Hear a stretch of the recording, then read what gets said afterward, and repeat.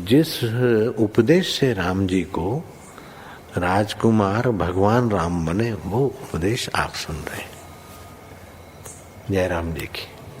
कितना ऊंचा ग्रंथ है, इसको वाल्मीकि रामायण भी बोलते, योग वशिष्ठ महारामायण भी बोलते। राम तीर्थ ने इसी का बार बार अध्ययन किया था, और राम तीर्थ इतने उछले इस अनुभव में, इतने कि अपने देश में तो उछले, लेकिन अमेरिका गए और अमेरिका का प्रेसिडेंट रूजवेल्ट राम तीर्थ से बड़ी शांति पाया। ये आप भी शांत हो जाएंगे परमात्मा में, और दूसरों को भी शांति देने की क्षमता देने वाला ये सदग्रंथ है। इसको वेदांत का सिद्धांत ग्रंथ बोलते हैं। दूसरे होते प्रक्रिया ग्रंथ, ये करके फिर कब वो आचार्य बनो तब समझो, ये तो थोड़ा पढ़ो और फिर वही सिद्धांत की बात। तो बार बार योग वशिष्ठ महारामायण विचारने योग। वशिष्ठ जी बोले, हे राम जी, संकल्प से कल्पित विषय का आनंद जब जीव को प्राप्त होता है तब वह ऊंची ग्रीवा करके हर्षवान होता है। जैसे किसी वृक्ष के फल ऊंट के मुख में आ लगे और वह ऊंची ग्रीवा करके बिचरे, तैसे ही अज्ञानी जीव विषयों की प्राप्ति में ऊंची ग्रीवा करके हर्षवान होते हैं। क्षण में जीव को विषय की प्राप्ति उपजती है और विशेष करके इष्ट की प्राप्ति में बढ़ते हैं, पर जब कोई दुख होता है तब वह प्रीति की प्रसन्नता उठ जाती है। बस ऐसे ही है, आँखों को मजा, नाक को मजा, जीभ को मजा, अथवा तो सेक्स इंद्री को मजा आने की जो चीज होती है, उधर जीव फिसल पड़ता है। जैसे पेड़ पौधे के हरी घास को देखकर ऊंट अपना डोक ऊंची करता है, ऐसे अपना मन उधर को उछलता है, परिणाम का विचार नहीं करता और आयुष्य पूरी कर देता है। इसलिए परिणाम का विचार करें तो उपयोगिता होगी। अभी उपभोग करता है मजा लेने को, और मजा ही उसके लिए सजा है। जैसे मूर्ख मक्खी चाशनी के कढ़ावे में मजा लेने को डूब मरती है, सियानी मक्खी किनारे किनारे उपयोग करती। ऐसे जो सियाने है वो जगत में रहते, जगत से निर्लेप होकर उपयोग करके बाकी समय बचाकर परमात्मा को पा लेते, और जो मूर्ख है वह डूब मरते विकारों में। तो अपने को परिणाम का विचार कराने वाली मति के धनी बनाना चाहिए कि आखिर कब तक इतना भूखा, कब तक इतना मिला, कब तक इतनी वाहवाही हो गई, कब तक इतने पैसे इकट्ठे हुए, आखिर कब तक इतने रिश्ते नाते ये वो सब मेंटेन कर रखे, आखिर कब तक। इस शरीर को सुख दिला देंगे। शरीर के मरने के बाद शरीर नश्वर शरीर का नाम करने के लिए है। मैं कौन हूँ, शरीर मरने के बाद भी जो रहता है वो कौन है। ऐसा विवेक जगा के, वैराग्य जगा के अपने आत्मा को पा लेना चाहिए, जहाँ फिर प्रकृति का बंधन सदा के लिए हट जाता है, मुक्त आत्मा हो जाता है। मैंने तुझसे 3 शरीर कहे थे, उत्तम, मध्यम और अधम। वे सात्विक, राजस, तामस, यही 3 गुण 3 देह के हैं। यही सबके कारण जगत में स्थित हैं। जब तामसी संकल्प से मिलता है तब नीच रूप पाप चेष्टा करके महाकृपणता को प्राप्त होता है और मृतक होकर कृमि और कीट योनि में जन्म पाता है। जब राजसी संकल्प से मिलता है तब लोक व्यवहार अर्थात स्त्री पुत्र आदि के राग से रंजित होता है और पाप कर्म नहीं करता, तो मृतक होकर संसार में मनुष्य शरीर पाता है। जब सात्विकी भाव में स्थित होता है तब ब्रह्म ज्ञान परायण होता है। इसलिए मन से मन को वश करके भीतर बाहर जो दृश्य का अर्थ चित्त में स्थित है, उस संस्कार को निवृत्त करके शांत आत्मा हो। देखो, मनुष्य जन्मता है, फिर उसमें अपने कुल धर्म के अनुसार संस्कार पड़ते हैं। कोई झूलेलाल का, कोई गणपति का, कोई राम जी का, कोई शिव जी का, कोई अल्लाह का।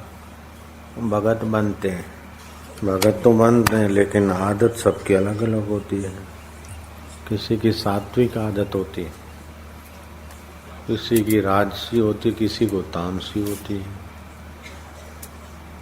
तो और जैसा संग मिलता है ऐसा आदत पुष्ट होता है।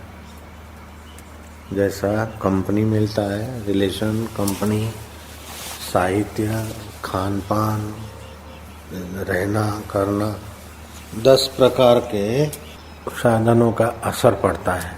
जैसे माता पिता के स्वभाव का, दादा दादी के स्वभाव का, नाना नानी के स्वभाव का बच्चे पर असर पड़ता है, ऐसे खान पान का, शास्त्र का, मंत्र का, संग का प्रभाव पड़ता है। तो उसमें 3 मुख्य गुण होते हैं उन प्रभाव में। किसी का सात्विक प्रभाव, राजसी प्रभाव, तामसी प्रभाव। जो आया वो खा लिया, जो आया बोल दिया, जो करना था कर डाला, कोई सोचा नहीं। तो जिसकी तामसी आदत है, आलस्य, निद्रा, झूठ, कपट, तो ये तामसी राजसी स्वभाव के लोग। तो ये तामसी स्वभाव अगर छुपा छुपा के करते गए तो मरेगा तो तिर्यक योनि में जाएगा। सांप है, मेढक है, पतंगिया है, छछूंदर है, दूसरी ऐसी योनियां होती है जो तमस प्रधान योनियां होती। जिनका राजसी स्वभाव बन जाता है, राजसी स्वभाव का बाहुल्य आता है और पाप ज्यादा नहीं करते तो मरने के बाद फिर मनुष्य होते। जिनका सात्विक स्वभाव होता है, राजसी स्वभाव में लोभ होता है, काम होता है, क्रोध भी होता है, लेकिन साथ साथ में पाप से बचता रहता है। फिर कभी भूल कर लेता, पश्चाताप कर लेता, ऐसे जमा उधार गाड़ी चलती, वो राजसी स्वभाव के होते। ऐसे राजसी स्वभाव के लोग जीवन भर जिस स्वभाव की दृढ़ता होती है, सात्विकी, राजसी, तो राजसी स्वभाव का आदमी मरकर मनुष्य होता है। फिर राजसी स्वभाव में भी सात्विक का अंश ज्यादा है तो ऊंचे कुल का मनुष्य होगा, और तामसी का अंश ज्यादा है तो फिर नीचे योनि का मनुष्य होगा।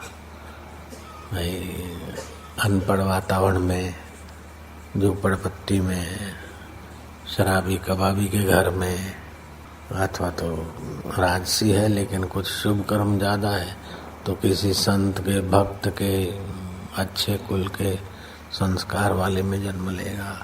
अगर सात्विक स्वभाव ज्यादा बन गया, जप का आदत पड़ गया, ध्यान का आदत पड़ गया, परोपकार का, सेवा का आदत पड़ गया, सादगी से रहने की पवित्र आदत पड़ गई, सत्य बोलने की आदत पड़ गई, संयमी रहने की आदत पड़ गई, तो सात्विक हो गया। तो मरने के बाद देवलोक में दिव्य भोग भोगेगा, खूब सुख भोगेगा। बाद में या तो श्रीमान पवित्र कुल में जन्म लेगा, या तो किसी योगी के घर जन्म लेगा, या तो अच्छे पवित्र धर्मात्मा धनवान के घर जन्म लेगा, या तो किसी योगी के घर जन्म लेगा। और बचपन से ही उसको ऐसा संस्कार वातावरण मिल जाएगा कि वो भगवान को पाले। लेकिन जो सात्विक स्वभाव के हैं, लेकिन स्वर्ग नहीं चाहते और ईश्वर ही चाहते हैं, मुक्ति चाहते हैं, तो फिर वो देवताओं के भोगों को तुच्छ समझने वाले सात्विक स्वभाव वाले खोजते हैं कि आखिर मुक्ति कैसे मिले, भगवान कैसे मिले। तो भगवत प्राप्ति की इच्छा वाले 2 प्रकार के होते हैं। एक तो सगुण साकार भगवान को पाना चाहें, कृष्ण, राम, शिव, गणपति भगवान, तो उन्हीं की पूजा करते करते मर जाएंगे तो उन्हीं के लोक में जाएंगे। दूसरे ये होते हैं कि भगवान जिससे भगवान है, शिव जिससे शिव है, गुरु जिससे गुरु है, वो महान तत्व क्या है, तो उसकी जिज्ञासा होती है। तो फिर ब्रह्मज्ञानी गुरु के संपर्क में उनकी रुचि होगी, वो खोज लेंगे, वहां पहुंच जाएंगे। फिर ब्रह्म ज्ञान का विचार करेंगे, कृष्ण के आकृति का, शिव जी के फोटो का नहीं, लेकिन ब्रह्मवेता ने जैसा उपदेश दिया है उसी प्रकार ब्रह्म परमात्मा की उपासना आराधना करेंगे। तो ब्रह्म परमात्मा की उपासना आराधना करने वाले में भी दो प्रकार होते हैं, एक तीव्र साधन करता है, दूसरा मंद करता है। तो तीव्र साधन वाला तो जल्दी परमात्मा ब्रह्म को पा लेगा, और जिसका ढीला साधन है तो मरते दम तक परमात्मा का साक्षात्कार तो नहीं कर सकेगा, लेकिन साक्षात्कार की इच्छा है। तो मरने के बाद अगर उसकी साधना एकदम मंद है तो स्वर्ग का सुख भोग कर फिर आकर किसी अच्छे वातावरण में यात्रा करेगा। अगर उसकी तीव्र साधना है, तीव्र नहीं तीव्र, तो मरने के बाद ब्रह्मलोक में जाएगा। जैसा ब्रह्मा जी को, जैसे गुरु को आश्रम में रहने का वातावरण मिलता है, ऐसे ही शिष्यों को मिल जाता है। जिस धरती पे गुरु रहते उसी धरती पे शिष्य रहते हैं। जिस हवामान में, वातावरण में, लाइट में, उसमें गुरु जी को जो भी मिलता है वो उनके साथ वालों को भी मिल जाता है। तो ऐसे ही जैसा ब्रह्मा जी को मिलता है, ऐसे ब्रह्मलोक निवासियों को भी वहाँ का वातावरण, सुख सामग्री मिल जाता है। लेकिन ब्रह्मा जी के अधिकार अपने रहते हैं, ब्रह्मलोक निवासी को अपना रहता है। जब ब्रह्म प्रलय होता है तब ब्रह्मलोक निवासी ब्रह्मा जी का तत्व ज्ञान का उपदेश सुन के उस ब्रह्म परमात्मा में लीन हो जाते, जिसकी सत्ता से तमाम सूरज, आकाश गंगाएं और पूरे ब्रह्मांड चलते, उस पर ब्रह्म परमात्मा का आखिरी उपदेश। क्योंकि पहले तो सुन के आया धरती पर से, लेकिन कच्चा रह गया, तो आखिरी उपदेश ब्रह्मा जी का सुनकर ब्रह्मलोक को, ब्रह्म परमात्मा को पा लेगा। पेड़ पौधा बनेगा, छछूंदर बने, जैसा भी हो, जो मन में आए वो करो, जैसा मन में आए, इंद्रियों में आए ऐसा करो। तो तिर्यक योनि, कुछ अच्छा करो, संयत रहो, और कुछ जरा मन में आने तो मनुष्य योनि में, और एकदम दृढ़ता से चलो तो देव योनि, और उससे भी ऊपर उठो तो परमात्मा को पालो। ये बात है। तो जैसे पत्थर से चट्टान का गिरना आसान होता है, चढ़ना मेहनत है। पानी का नीचे बहना आसान है, चढ़ने में पुरुषार्थ है। ऐसे ही झूठ में, कपट में, निंदा में, गद्दारी में मन का गिरना आसान है, लेकिन गद्दारी नहीं करना, झूठ नहीं बोलना, कपट नहीं करना, उसमें पुरुषार्थ चाहिए। इसकी निंदा, उसकी निंदा, इसने क्या करा, उसने क्या करा, उसने, वो अपनी खोपड़ी में संसार को भरेगा।